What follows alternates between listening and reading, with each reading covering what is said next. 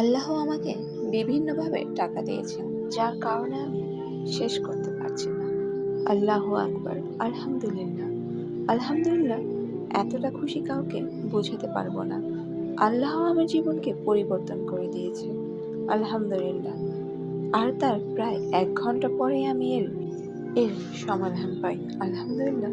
আলহামদুলিল্লাহ। আসসালামু আলাইকুম। আজকেও 3টি দোয়া কবুলের অলৌকিক গল্প এবং আমল বলবো। আবারও বলছি, প্রত্যেকটি দোয়া কবুলের গল্পে আছে একটি করে দোয়া কবুলের আমল, পরীক্ষিত দোয়া কবুলের আমল। এটা সত্যি যে ইস্তেগফারের মধ্যে অনেক কল্যাণ রয়েছে। আমি 2020 সালে ফজরের 1 ঘন্টা আগে ইস্তেগফার করেছি। আমার বাড়ি তৈরির কাজটি নিচ থেকে শুরু করে 4 মাসের মধ্যে শেষ করতে পেরেছি।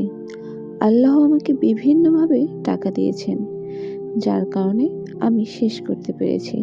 আল্লাহু আকবার, আল্লাহু আকবার, আলহামদুলিল্লাহ, শুকর আলহামদুলিল্লাহ। দ্বিতীয় দোয়া কবুলের গল্প। আমি যখন এই লেখাটা লিখছি, তখন আমার চোখ থেকে পানি পড়ছে। আমি জুন মাসে ইস্তেগফার আর দুরূদের কথা জানতে পেরেছিলাম। তখন থেকে আমি ইস্তেগফার আর দুরূদ পড়া শুরু করি। আমার 3 বছর আগে বিয়ে হয়েছিল। আমার কোনো সন্তান নেই। আমি লাখ টাকা খরচ করেছি। অনেক ডাক্তারও দেখিয়েছি, কিন্তু কোনো কাজ হয়নি। আমার শ্বশুরবাড়ির লোকেরা আমার উপর খুবই বিরক্ত হতো। তারা আমাকে বাঁকা চোখে দেখত। কিন্তু আজকে 5 নভেম্বর 2024 সকাল 11টায় আমার প্রেগনেন্সির রিপোর্ট পেয়েছি। আলহামদুলিল্লাহ, আলহামদুলিল্লাহ, শুকর আলহামদুলিল্লাহ। আমি এতটা খুশি কাউকে বোঝাতে পারবো না। আল্লাহ আমার জীবনকে পরিবর্তন করে দিয়েছে। আমার জীবনের সবচেয়ে বড় অপূর্ণতাকে পূর্ণতায় পরিবর্তন করে দিয়েছে। আলহামদুলিল্লাহ, শুকর আলহামদুলিল্লাহ মহান রবের। তৃতীয় দোয়া কবুলের গল্প। দরুদ ইব্রাহিম সত্যিই অলৌকিকভাবে কাজ করে।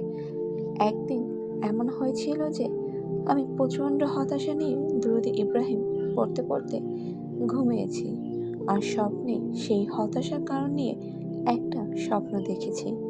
ঘুম ভাঙার পর সেই স্বপ্নের বিষয়টাই বাস্তবে ঘটেছে। আর একদিন আমার হায়েজ অবস্থায় একটা বিষয় নিয়ে আমার খুব খুব মন খারাপ হয়, আর যার সমাধান হওয়া ছিল খুব কঠিন। আমি সেই মুহূর্তে অস্থিরতা নিয়ে দরুদ ইব্রাহিম পড়তে থাকি, আর তার প্রায় 1 ঘন্টা পরেই আমি এর সমাধান পাই। আলহামদুলিল্লাহ, শুকর আলহামদুলিল্লাহ।